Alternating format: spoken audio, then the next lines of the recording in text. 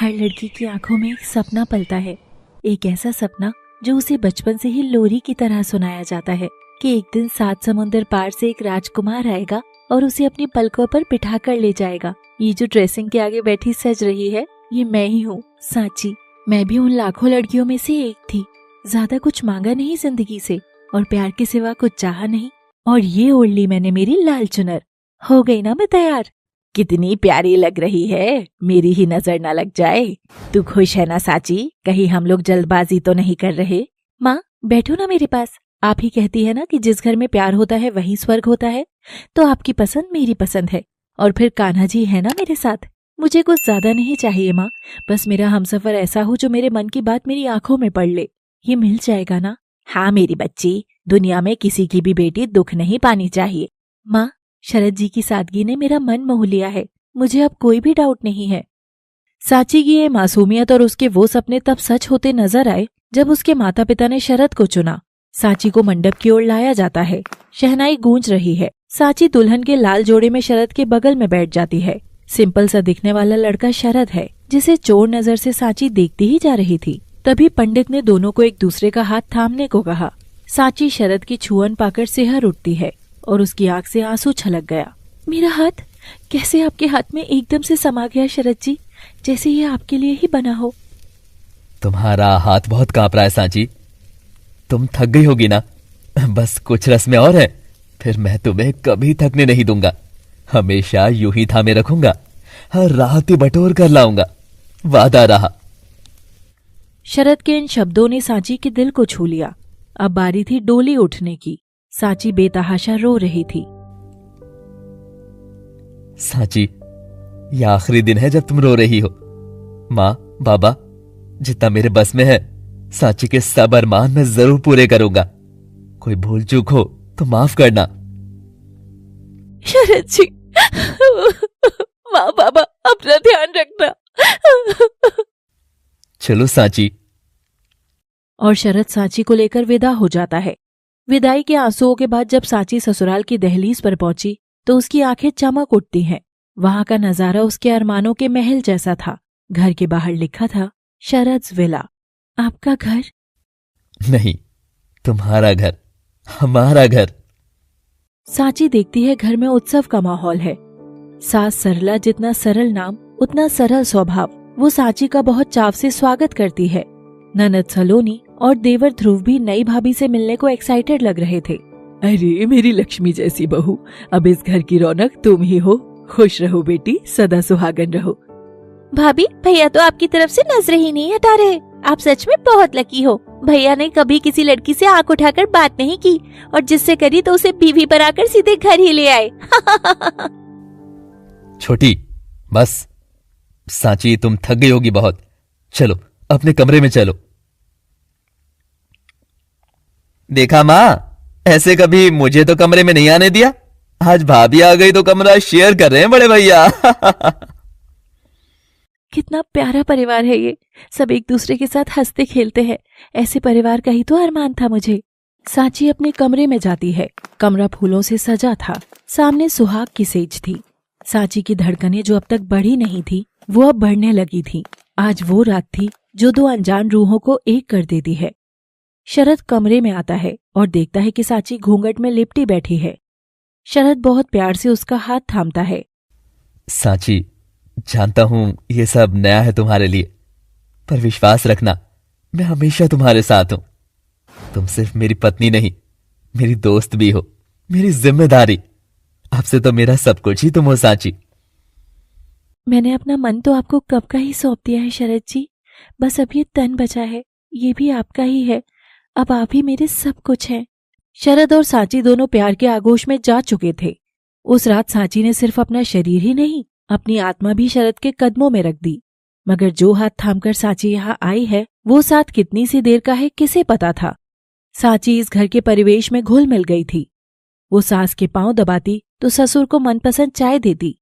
सलोनी तो अपनी भाभी की लाडो थी लाडो। भाभी से खूब चंपी कराती तो नखरीले देवर के पीछे दौड़कर उसे खाना खिलाती थी।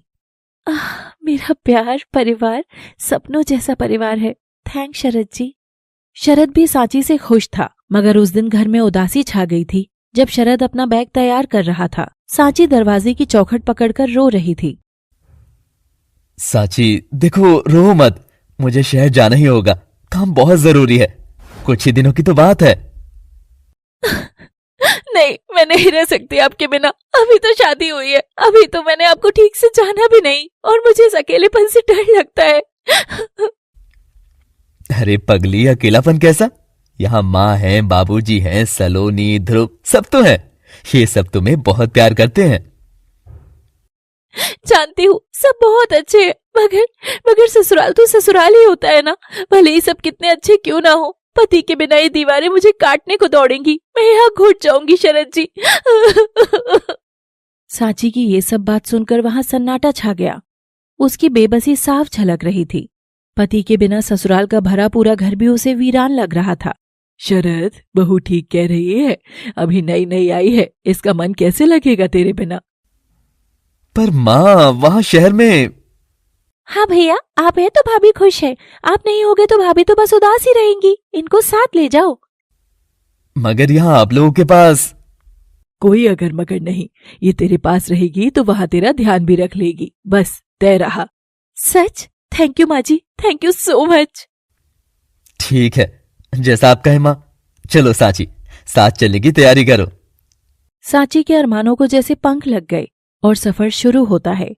सांची खिड़की के पास बैठी बाहर के नजारे देख रही थी और शरद ने सांची का हाथ कसकर थाम रखा था। कितना प्यार करते हैं मुझसे, एक पल के लिए भी मेरा हाथ नहीं छोड़ते, जैसे मैं कोई बच्ची हूँ और आप मेरे रक्षक। क्यों छोड़ू हाथ, मेरी बीवी हो तुम, समझी? ये रास्ता, ये सफर सांची की जिंदगी का सबसे हसीन सफर था और दोनों शहर के घर के बाहर आते हैं। यहाँ भी लिखा था शरद्स विला, हमारा घर शरद जी। हाँ, ये रहा मेरा घर। ये कहकर शरद भीतर घुस जाता है और सोफे में फैल जाता है। सांची सहम सी जाती है और भीतर का नजारा देखकर तो सांची के होश उड़ जाते हैं। घर बुरी तरह फैला हुआ था, सोफे पर कपड़े थे, टेबल पर पिज्जा के डिब्बे, धूल और गंदगी। हाँ, थोड़ा गंदा जरूर है, वो समय नहीं मिला ना सफाई का। तुम आ गई हो ना, अब सब ठीक हो जाएगा। धत, मैं हूं ना, आप चिंता क्यों करते हो जी, मैं अभी सब चमका देती हूँ। ये हमारा घर है, इसे स्वर्ग बनाना मेरा काम है। सांची झाड़ू पोछा सफाई सब लगातार करती है। पसीने में लथपथ होने के बावजूद उसके चेहरे पर थकान नहीं थी, बल्कि एक अलग सुकून था। शाम हो जाती है, घर अब शीशे की तरह चमक रहा था। वाह सांची, कमाल कर दिया तुमने तो, सच में जादू है तुम्हारे हाथों में। थैंक्स यार सांची। बीवी को थैंक्स कैसा, बस आप खुश हैं, मेरे लिए यही काफी है। मैं नहाने जाता हूँ, तुम भी कुछ कर लो। रात तक तो सांची बहुत थक चुकी थी। वो लड़खड़ाते कदमों से बेडरूम की तरफ बढ़ती है। बहुत थकान हो गई आज, अब सोने जाती हूँ। सांची जैसे ही बेडरूम के दरवाजे पर हाथ रखती है, अंदर से शरद दरवाजे के बीच में आ खड़ा होता है। रुको, कहाँ चलिए अनारकली? जी, अब वो सोने आ रही थी, बहुत थक गई हूँ। नहीं, तुम अंदर नहीं आ सकती। ये आप क्या कह रहे हैं शरद जी, मैं आपकी पत्नी हूँ। पत्नी हो तो पत्नी की हद में रहो, मालकिन बनने की कोशिश मत करो। तुम्हारा कमरा वो है, रसोई के पास वाला, जाओ जाकर वहां सो जाओ, और खबरदार जो मुझे तंग किया तो। शरद जी, ऐसा मजाक मत कीजिए, मुझे डर लग रहा है। तो डरो, मुझे डरी हुई लड़कियां बहुत पसंद है, समझी? अपना ये रोना धोना बंद करो, घर में जगह दी है, छत दी है, वो कम नहीं है। जाओ यहां से। नहीं, प्लीज मेरा हाथ थाम लीजिए, आप ऐसा बर्ताव क्यों कर रहे हैं? सांची जैसे ही उसका हाथ पकड़ने के लिए अपना हाथ बढ़ाती है, शरद जोर से दरवाजा बंद कर देता है। ये क्या हुआ? क्यों? अभी तो सब ठीक था, अभी तो इन्होंने मेरा हाथ थामा था, फिर अचानक ही कैसा बदला? क्या ये किसी बात से नाराज है? शरद जी, अपने पास बुला लो ना शरद जी। ये मेरे हाथ को क्या हो रहा है? ये खून, हट यहाँ से, ये इन लकीरों में जा रहा है। कहीं शरद जी मेरा हाथ नहीं पहचान पाए तो। रात भर उस बंद दरवाजे के बाहर बैठी रही मैं, सवालों के घेरे में। क्या गलती थी मेरी? शायद शरद जी काम के बोझ से बहुत परेशान होंगे, शहर की भागदौड़ ने उन्हें चिड़चिड़ा बना दिया होगा। माँ कहती है ना, पति का गुस्सा झाग की तरह होता है, प्यार की फूंक मारो तो बैठ जाता है। आज ना मैं उन्हें मना लूंगी। मेरे हाथ की अदरक वाली चाय और आलू के पराठे खाएंगे तो सारा गुस्सा भूल जाएंगे। मैं भी देखूं कैसे पेट से होकर उनके दिल तक नहीं जाती उनकी ये सांची। सांची एक उम्मीद के साथ नाश्ते की ट्रे सजाती है। हाथ दुख रहा था उसका, मगर दिल उससे कहीं ज्यादा दुख रहा था। वो गहरी सांस लेती है और बड़ी सी स्माइल के साथ शरद के दरवाजे के बाहर ट्रे लेकर खड़ी हो जाती है। शरद जी सुनिए, सुबह हो गई है, मैंने आपकी पसंद की चाय बनाई है, दरवाजा खोलिए ना प्लीज। कोई गलती हुई हो तो आई एम सॉरी ना बाबा। शरद जी। पर कोई जवाब नहीं आता। सांची मायूस होकर पलटकर जाने लगती है कि तभी उसे दरवाजे की कुंडी की आवाज आती है। सांची के चेहरे पर एक चमक आ जाती है। वो पलटती है और अपनी साड़ी ठीक करते हुए मुस्कुराते हुए नजरें उठाती है। आप भी ना हद करते हैं, ऐसे बच्चों की तरह कोई मुंह फुलाता है क्या भला? गुड मॉर्निंग शरद जी। सांची की आवाज गले में ही अटक गई थी जब उसने सामने का नजारा देखा। आप? दरवाजे पर शरद नहीं बल्कि एक लड़की खड़ी थी जिसने एक बेहद छोटी और हॉट सी नाइटी पहनी हुई थी। इतनी छोटी कि उसका गोरा बदन पूरा उसमें से झांक रहा था। उसके बाल बिखरे थे और आंखें नींद में नशीली हो रही थी। Who are you? और सुबह सुबह ये क्या ड्रामा लगा रखा है? दरवाजा क्यों पीट रही हो? सांची जो देख रही थी उसके पांव तले जमीन बची नहीं थी। उसके हाथों में नाश्ते की ट्रे कांपने लगती है। कौन हो आप? और इस कमरे में, इस हालत में? कौन मैं? मैं क्या कर रही थी? लो तुम खुद ही देख लो। सांची भी घबराती सी भीतर झांकती है तो शरद अभी भी सो रहा था। वो चादर में लिपटा है। कमरे में कपड़े इधर उधर बिखरे पड़े हैं और सबसे चौंकाने वाली बात, शरद के कान पर लेडीज कपड़े लटके हुए थे। ये नजारा सांची के लिए किसी वज्रपात से कम नहीं था।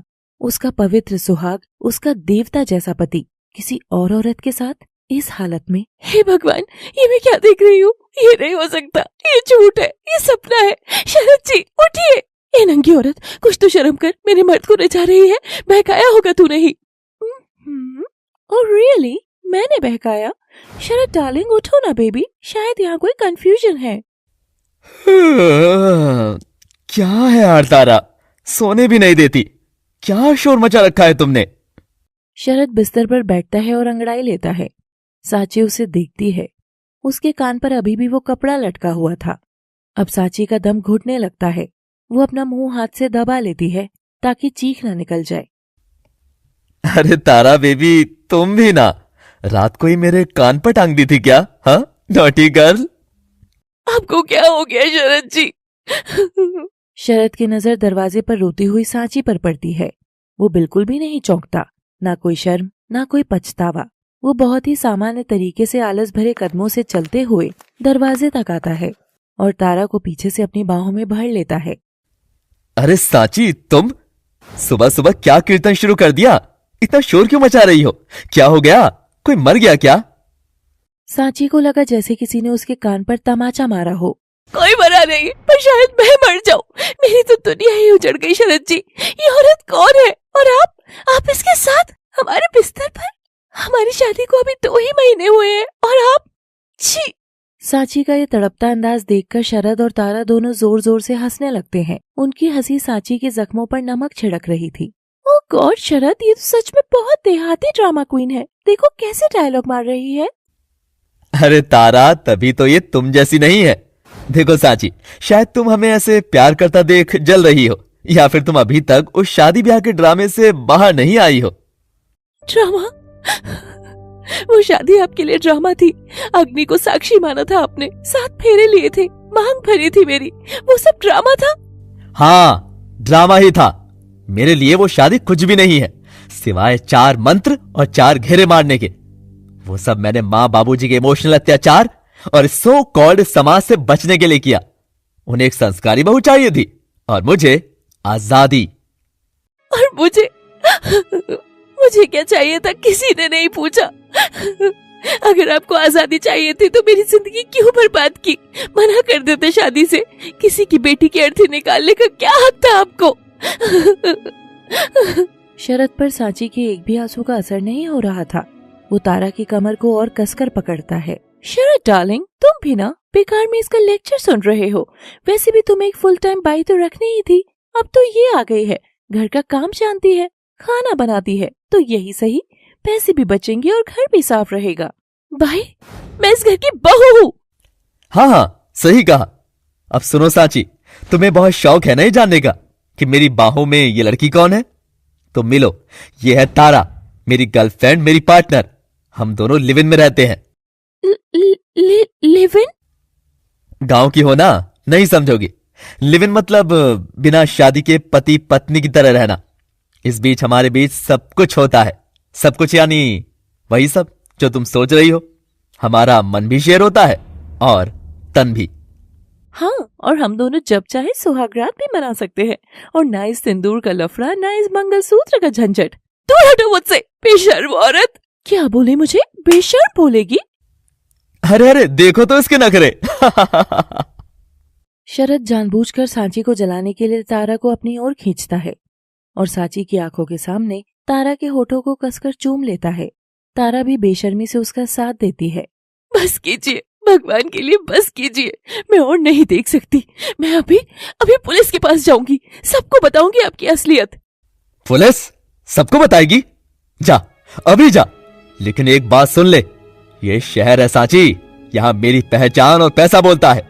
अगर तूने ये घर छोड़ने की कोशिश की या किसी को कुछ बताया तो मैं सबको यही बताऊंगा कि तू बदचलन है। क्या? हाँ, मैं कह दूंगा कि मैंने तुझे रंगे हाथों अपने यार के साथ बिस्तर में पकड़ा था। मैं सबूत भी बना लूंगा। तेरे माँ बाप, वो शरीफ लोग, क्या वो समाज में मुंह दिखाने लायक रहेंगे? उनकी इज्जत दो कौड़ी की हो जाएगी। सोच ले, यहां नौकर बनकर रहना है या अपने माँ बाप को आत्महत्या करते देखना है? सांची पत्थर की मूरत बन गई। जो हाथ उसने कभी थामा था, आज वही उसका गला घोंट रहे थे। शरद ने उसकी सबसे कमजोर नब्ज दबा दी थी, उसके माँ बाप की इज्जत। वो जानती थी कि समाज बेटी की बात कम और दामाद के इल्जाम पर ज्यादा भरोसा करता है। छोड़ो ना बेबी, ये लड़की, वो बिखरा हुआ नाश्ता साफ कर देना, और हाँ, लंच की तैयारी कर। ये रोना धोना मुझे बोर कर रहा है। उस दिन उस बंद दरवाजे के साथ सांची की किस्मत का दरवाजा भी बंद हो गया। उसके अरमानों की डोली अब हकीकत में एक जिंदा लाश की अर्थी बन चुकी थी। सांची ने अपने माँ बाप के लिए समझौता कर लिया और जो लड़की घर की मालकिन बनकर आई थी, वो नौकरानी बनकर रह गई। ए गवारन, मेरे पास मत आओ, तुझसे पसीने की बांस आती है। जा दूसरी जगह पोछा लगा। सांची नजर झुकाए चली जाती है तो कभी डाइनिंग टेबल पर शरद और तारा एक ही प्लेट में खाना खाते हैं, एक दूसरे को खिलाते हैं। वहीं सांची नौकरानी की तरह पास में खड़ी थी। रात के समय सांची किचन के पास वाले छोटे से स्टोर रूम में जमीन पर लेटी है। न गद्दा है, न चादर। वो अपनी पुरानी साड़ी ओढ़कर सिकुड़ी हुई सी पड़ी थी। कमरे से शरद और तारा के हंसने की आवाजें आ रही थी। सांची कसकर कान भींच लेती, जो उसके कानों में पिघले हुए शीशे की तरह उतर रही थी।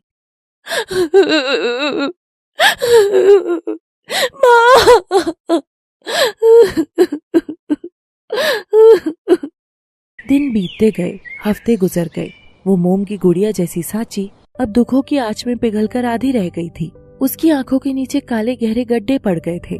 शरीर कमजोर हो गया था, हड्डियों का ढांचा मात्र रह गई थी, लेकिन उसके होठों पर एक झूठ का पहरा था। हाँ माँ, मैं बहुत खुश हूँ। शरद जी, वो तो मेरा बहुत ख्याल रखते हैं। आज उन्होंने मुझे घुमाने ले जाने का वादा किया है।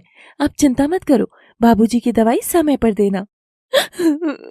मुझे माफ कर देना माँ, मैं झूठ बोल रही थी, पर सच बोलूंगी तो तुम लोग जी नहीं पाओगे।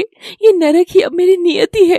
कैसे जीऊंगी नहीं जानती, क्या मर जाऊंगी ये भी नहीं जानती, पर तुमको सच नहीं बताऊंगी, कभी नहीं। सांची देखती है कि तारा दौड़ते हुए घर के भीतर आ रही है और शरद पीछे पीछे हंसता हुआ आता है और उसे कसकर बाहों में भरकर जोर से घुमाता है। शरद, उतारो ना, मैं गिर जाऊंगी शरद।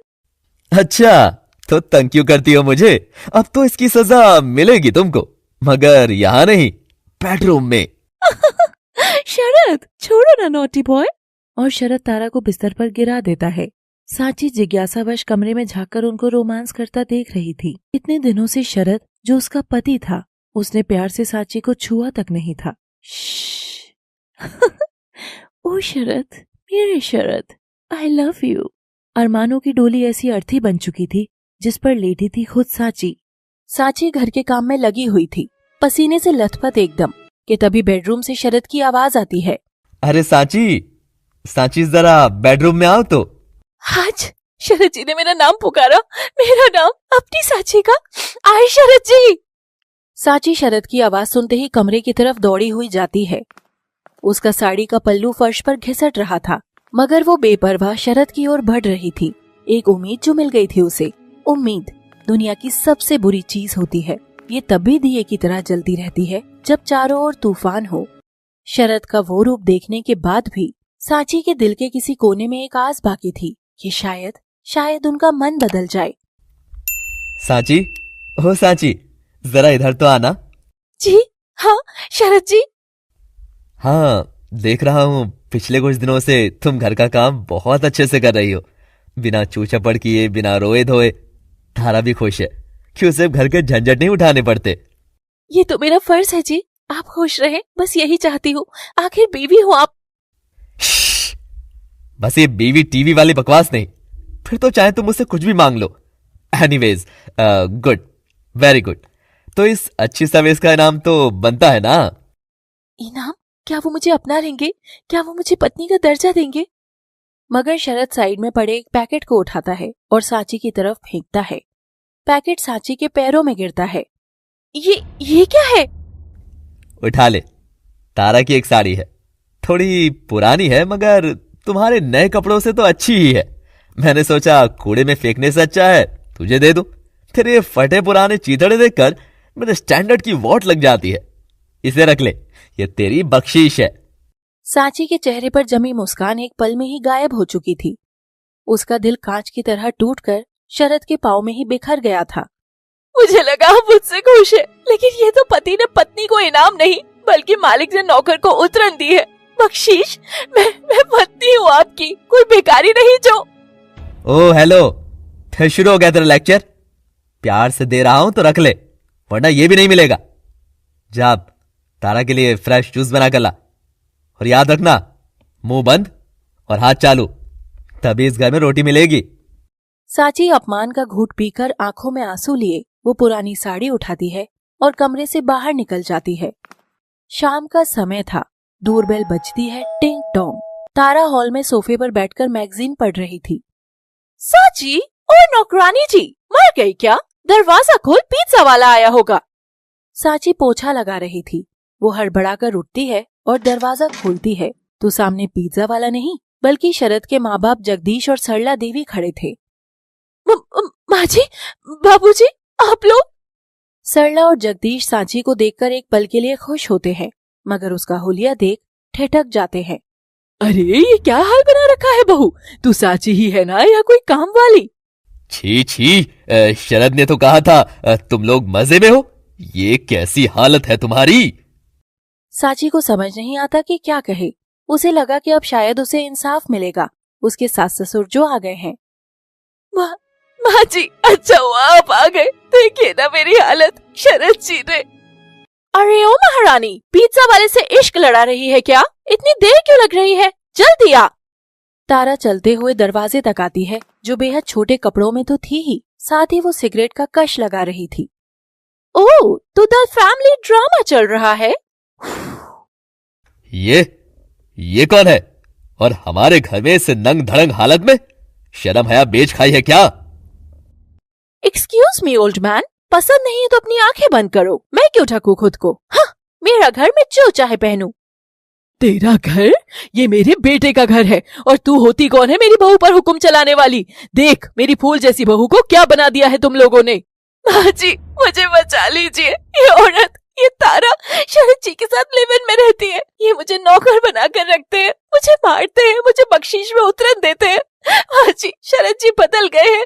प्यार तो दूर, यहाँ इज्जत की रोटी तक नहीं नसीब होती है। शांत हो जा मेरी बच्ची, शांत हो जा। हम आ गए हैं ना, अब सब ठीक हो जाएगा। मैं पूछती हूँ उस नालायक से। तभी शरद अपने कमरे से बाहर आता है और उनको देखकर चौंक जाता है। माँ, पापा, आप लोग अचानक बताया भी नहीं। सांची को लगता है कि अब सरला देवी तो शरद पर बरस पड़ेंगी। वो उम्मीद भरी नजरों से सास को देख रही थी कि तभी एक ऐसा मोड़ आता है कि सांची की रही सही दुनिया भी उजाड़ देता है। अरे तो बस कर, अब कितना रोएगी? मेरे कपड़े गीले कर दिए। एजीज का तो टेप रिकॉर्डर ही अटक गया। ऊ करके कान पका रखे हैं बेटा इसने भी इतनी देर से। अच्छा हुआ तू आ गया। साची सरला के धक्का देते ही जमीन पर गिर पड़ती है। देखते ही देखते सरला के चेहरे का भाव एक पल में ममतामयी माँ से एक चालाक लोमड़ी जैसा हो जाता है। ओ मेरे लाडले, कैसा है तू? दुबला हो गया है। गांव से नौकरानी भेजी तो थी तेरे साथ, ये तुझे ठीक से खाना नहीं देती क्या? माँ जी, ये आप क्या कह रही हैं? अभी तो आप। ये सुन शरद, तारा, जगदीश और सरला चारों एक साथ जोर से हंस पड़ते हैं। ओह गॉड सरला आंटी, आपने तो इसे ऑस्कर विनिंग परफॉर्मेंस दी। बेचारी को लगा उसकी मम्मी जी उसे बचाने आई है। बताओ कोई इतना बेवकूफ कैसे हो सकता है? हो, अरे भाई सफर में थक गए। ए बहू, जा हमारे लिए बढ़िया सी अदरक वाली चाय और नाश्ता ला। मुंह क्या ताक रही है? जा, तेरी तो ड्यूटी है ना। और मैं मेरी तारा बिटिया के लिए एक बढ़िया सिगरेट का डब्बा लाया हूं। वाओ सच uncle, you are the best. तो यानी आप सबको सब पता था तारा के बारे में, लिव इन के बारे में? अरे भोली चिड़िया, पता क्या था?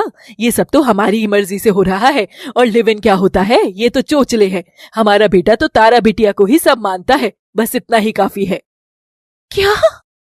देख, हमारा शरद मॉडर्न ख्यालों का है, उसे तारा पसंद है। लेकिन तारा ना तो घर का काम जानती है, ना ही समाज में हमारे रिश्तेदारों के सामने पेश करने लायक है। हमें समाज को दिखाने के लिए एक सती सावित्री बहू चाहिए थी। एक ऐसी बहू जो घर संभाले, हमारे पैर दबाए और दुनिया के सामने हमारी इज्जत बढ़ाए। एग्जैक्टली, इसीलिए तो तुमसे शादी की साची। तुम मेरी पत्नी नहीं, बस एक सोशल सर्टिफिकेट हो। मेरी असली खुशी तो तारा है, मेरी मोहब्बत। अब ये सब ये करती तो कैसा अजीब लगता ना। अब मेरी डार्लिंग को ये सब सूट नहीं करता, और मॉम डैड को मेरी खुशी से बढ़कर कुछ नहीं। धोखा, ये पाप है। आप लोगों ने एक जिंदा इंसान को खिलौना समझा, मेरे माँ बाप के भरोसे का कत्ल किया। क्यों? आखिर क्यों मेरी जिंदगी नर्क बनाई? अगर नौकरानी चाहिए थी तो पैसे देकर रख लेते, मुझे ब्याह कर क्यों लाए? जुबान लड़ाती है बदतमीज। अच्छी बहुएं सास से ऊंची आवाज में बात नहीं करती। तेरी औकात सिर्फ इतनी है कि तू इस घर के काम करे और हमारा मुंह जोती रहे। अगर तूने चू भी की तो शरद जो करेगा सो करेगा। मैं तेरी वो हालत करूंगी कि तू मौत की भी भीख मांगेगी। समझी ना? वाह आंटी, मजा आ गया। सीरियल वाला drama once more. Aunty aunty एक और बार। श्योर। और सरला तारा को खुश करने के लिए बेचारी बेबस साची के कस के 2 लात और मारती है। साची जिसे अपना रक्षक समझ रही थी, वो ही सब भक्षक निकले। अब वो पूरी तरह अकेली थी और एक ऐसे चक्रव्यूह में जहाँ से निकलने का कोई रास्ता नहीं था। उस दिन के बाद साची का नर्क और भी बदतर हो गया। पहले सिर्फ शरद और तारा थे, अब सास ससुर भी उस पर हुकूमत चलाने लगे। साची इंसान नहीं, एक मशीन बनकर रह गई थी। दूसरी तरफ तारा कांच के आगे बैठकर तैयार हो रही थी। साची कमरे में पोछा लगा रही थी। ए साची, मेरी साड़ी की प्रेस ठीक नहीं हुई, इधर आ तो। साची पास जाती है तो तारा अपनी हेयर स्ट्रेटनर मशीन साची के हाथ पर लगा देती है और वो जल जाता है। ओहो, गरम था क्या? पता नहीं, मैंने तो छुआ नहीं। साची रोते हुए किचन के कोने में बैठकर अपने जले हुए हाथ पर हल्दी लगा रही थी। हे कान्हा जी, ये कैसी परीक्षा है? मेरे हाथ की लकीरें मिट रही है, मेरा वजूद भी मिट रहा है। क्या मेरा यही अंत है? वो सुबकते हुए सो जाती है। अब तो उसकी रोज की यही दिनचर्या थी, उठना, काम करना, पिटना, जलना, तड़पना और रोकर सो जाना। उस दिन घर में एक और मेहमान आ धमकी थी। सबको मेरा सरप्राइज, मैं आ गई। हैं? यहाँ तो कोई नहीं है। ए भाई, साहब लोग कहाँ गए? सलोनी की आवाज सुनकर साची पलटकर उसकी तरफ देखती है और सलोनी जैसे ही साची की ऐसी हालत देखती है, उसके होश उड़ जाते हैं। भाभी, ये आप हो? सलोनी, मैंने अभी सफाई की है, बस अभी चाय लाती हूँ। मुझे मारना मत, मैं भीख मांगती हूँ, उसमें सब काम कर दूंगी, बस मारना मत मुझे। सलोनी ये सुनकर सन्न रह जाती है। मुझे मारना मत? उसकी हंसमुख भाभी, जो घर की रौनक थी, वो ऐसी बातें क्यों कर रही है? सलोनी दौड़कर साची के पास जाती है और उसे उठाती है। भाभी, ये आप क्या कह रहे हैं? और ये क्या हालत है हे भगवान, ये घाव कैसे? भैया कहाँ है? माँ कहाँ है? दूर रहो मुझसे, तुम सब एक हो, सब नाटक करते हो, पहले प्यार दिखाते हो फिर नोच खाते हो, जाओ यहाँ से। सांची का डर और अविश्वास और ऐसी हालत देखकर सलोनी की आंखों में आंसू आ जाते हैं। भाभी, कसम है मुझे आपकी, मैं कुछ नहीं जानती, मैं तो बस आपसे मिलने आई थी, मुझे सच बताइए इस घर में क्या चल रहा है? तभी अंदर से शरद और तारा की हंसी की आवाज आती है। सलोनी चौंक कर बेडरूम की तरफ देखती है कि शरद तारा को गोद में लिए भरपूर रोमांस कर रहा था। अब तो सलोनी के पैरों तले जमीन खिसक जाती है। उसका भाई, ये देवता जैसा भाई कैसा शैतान लग रहा था। भैया, और ये औरत? भाभी, ये सब आखिर क्या हो रहा है? सांची दीवार के कोने में दुबक जाती है। सलोनी का चेहरा गुस्से से लाल हो जाता है। वो समझ जाती है कि उसकी मासूम भाभी के साथ कितना बड़ा अन्याय हो रहा है। अंधेरे की इस सुरंग में क्या सलोनी एक किरण बनकर आई है? लेकिन क्या सलोनी वाकई सांची का साथ दे पाएगी, या परिवार के दबाव में वो भी टूट जाएगी? भरोसा कांच की तरह होता है, एक बार टूट जाए तो उसे कितना भी जोड़ लूं, दरारें रह ही जाती हैं। सांची का भरोसा उसके अपनों ने ही इतनी बार तोड़ा था कि अब अगर कोई मलहम भी लगाए तो उसे वो भी नमक जैसा लगता था। भाभी, मेरी बात तो सुनो। दूर रहो, प्लीज दूर रहो। क्या चाहिए तुमको? मैंने बर्तन साफ कर दिए हैं, पोछा भी लगा दिया है, और अब क्या जान लोगी मेरी? जाओ यहाँ से, सब एक जैसे हो, मैं जानती हूँ। भाभी, कसम है मुझे आपकी, मैं वैसी नहीं हूँ, मेरा यकीन कीजिए, मैं आपकी मदद करना चाहती हूँ। मदद? कैसी मदद? वैसी ही मदद जैसे तुम्हारी माँ ने की थी, पहले गले लगाया और फिर वही गला काट भी दिया। नहीं चाहिए मुझे किसी की हमदर्दी, ये दिलासे, ये झूठे वादे, ये सब मेरे जख्मों को और गहरा करते हैं। सलोनी, मुझे मेरे हाल पर छोड़ दो। सांची मुड़कर लंगड़ाते हुए किचन की तरफ चली जाती है। सलोनी उसे जाते हुए देखती है। मैं जानती हूँ भाभी, आपका दिल छलनी है, पर मैं वादा करती हूँ कि मैं आपको इस नर्क से निकालूंगी, लेकिन उससे पहले मुझे इस पाप की लंका में एक ऐसा विभीषण लाना होगा जो रावण का अंत कर सके। सलोनी ने घर का माहौल थोड़ा सामान्य करने की कोशिश की। सभी सोफे पर बैठे थे कि तभी डोरबेल बजती है। लगता है वो आ गया। कौन आ गया? और ये क्या सस्पेंस बना रखा है तूने? शहर में तू हमारे लिए आई है या किसी और के लिए? सलोनी दरवाजा खोलती है। सामने एक बेहद स्मार्ट, सुलझा हुआ और अमीर दिखने वाला लड़का खड़ा था। भैया, माँ, इससे मिलिए, ये शिव है। नमस्ते आंटी। नमस्ते अंकल। हेलो शरद। शरद और सरला शिव के कपड़े, उसकी घड़ी और बाहर खड़ी महंगी गाड़ी देखकर ही समझ जाते हैं कि लड़का बहुत बड़ी पार्टी है। अरे नमस्ते बेटा, नमस्ते। आओ ना, अंदर आओ, खड़े क्यों हो? बैठो बेटा बैठो। सलोनी ने तुम्हारे बारे में बताया था, बड़े रईस खानदान से हो सुना है। भगवान की दया है अंकल, और सलोनी का साथ है तो सब अच्छा ही है।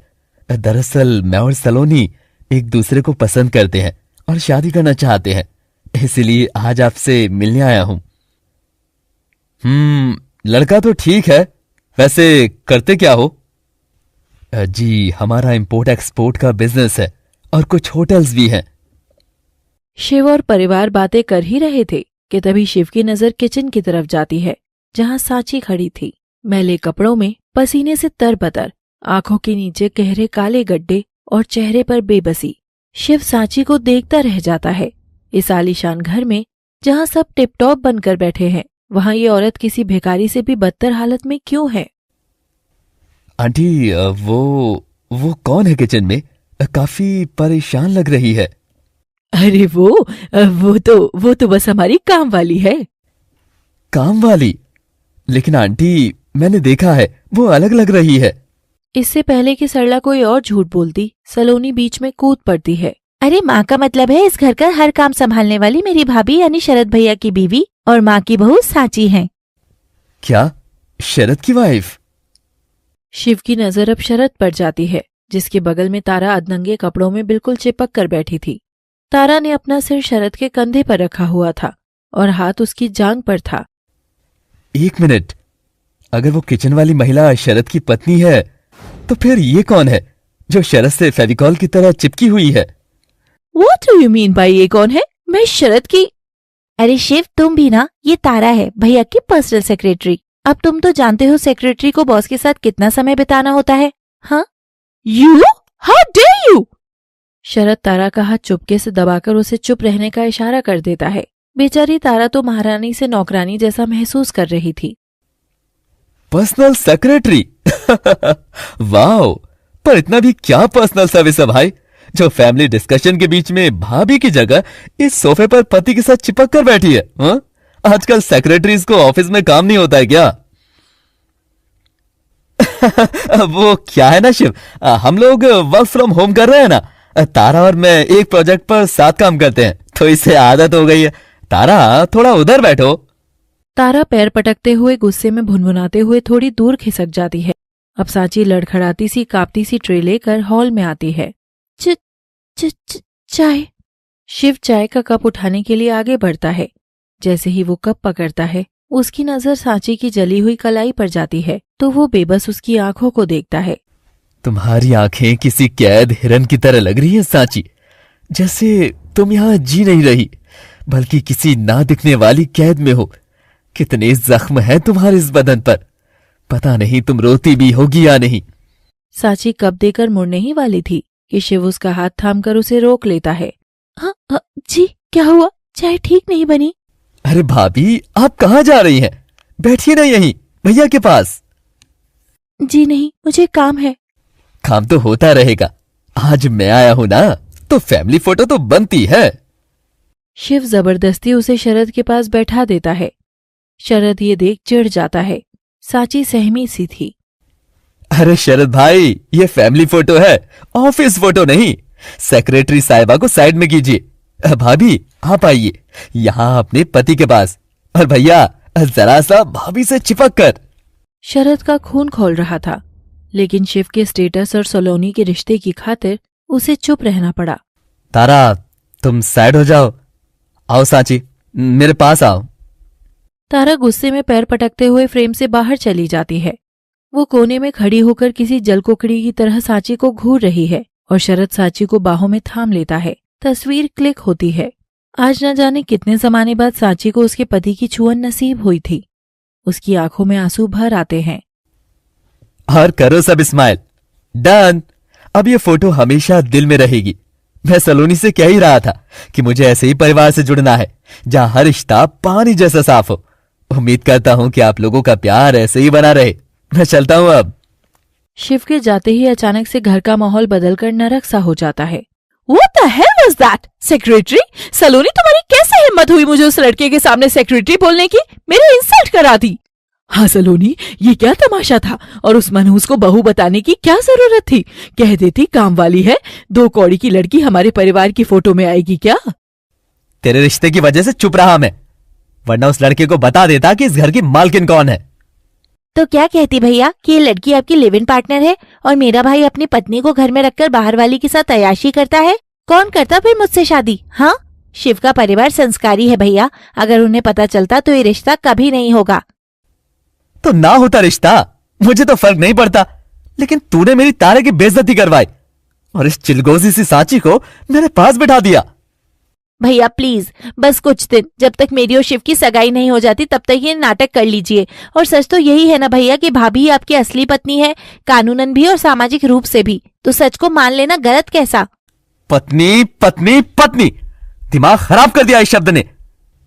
बहुत खुशी हो रही होगी ना तुझे, आज फोटो जो खिंचवा रही मेरे साथ, बहुत हीरोइन बन रही थी उसके सामने। पत्नी बनना है तुझे? है ले, मैं बनाता हूं तुझे पत्नी। मैंने कुछ नहीं किया शरद जी, उन्होंने बुलाया तो। चुप, एकदम चुप। देख, मेरी तारा है मेरी असली पसंद, और तू सिर्फ एक मजबूरी है। पत्नी माय फुट। देख तो कैसे चिपक कर खड़ी थी मुझसे बेशर्म। हट यहां से। शरद पूरी ताकत से सांची को धक्का देता है।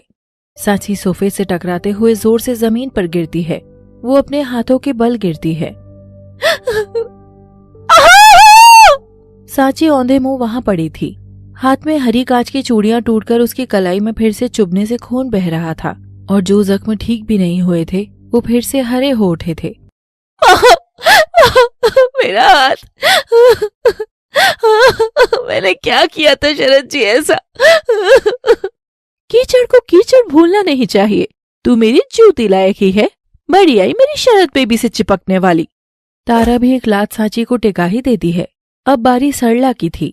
अच्छा हुआ, बहुत शौक था ना चूड़ियां पहनने का, अब बैठकर निकाल कांच के टुकड़े। सब सांची का तड़प का मजाक उड़ा रहे थे। सांची धुंधली आंखों से अपनी कलाई से बहते खून को देख रही थी। उसे लगा आज सब खत्म हो गया। तभी दरवाजे से आवाज आती है।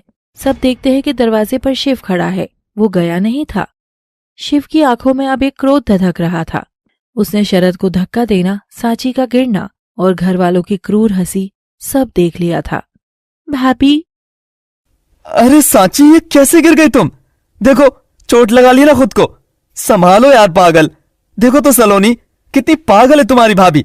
सबका ध्यान रखते रखते हमेशा खुद को चोट लगा देती है। शरद सांची के पास जाकर उसे संभालने लगता है, मगर सांची शरद की छुअन भर से कांप उठती है। नहीं नहीं, मारना मत। देखा मैंने, सब देखा। तो ये है आपके संस्कारी परिवार की असलियत। मैं क्या कहूं सलोनी, अब जो मेरी आंखों ने देखा, उसके बाद इस घर में रिश्ता करना मेरे लिए संभव नहीं है। जहां नारी को ठोकर में रखा जाता है, वहां की लड़की अपने साथ लाना मेरे बस की नहीं। और शरद, तुम सेक्रेटरी को जितनी इज्जत देते हो ना, उसका जरा सा भी भाभी को दे देते तो तुम्हारी जिंदगी स्वर्ग बन जाती। शिव, तुम गए नहीं? नहीं नहीं, जैसा लग रहा है वैसा कुछ नहीं है। बस नहीं शिव, ऐसे बच जाओ। ये सब ऐसे है, इसमें मेरी क्या गलती? शिव। शराफत का नकाब उतर चुका था। शिव ने देख लिया है उस रावण का असली चेहरा। लेकिन क्या शिव का ये गुस्सा सांची को न्याय दिला पाएगा? सांची की कलाई से बहता ये खून क्या बदलाव लाएगा?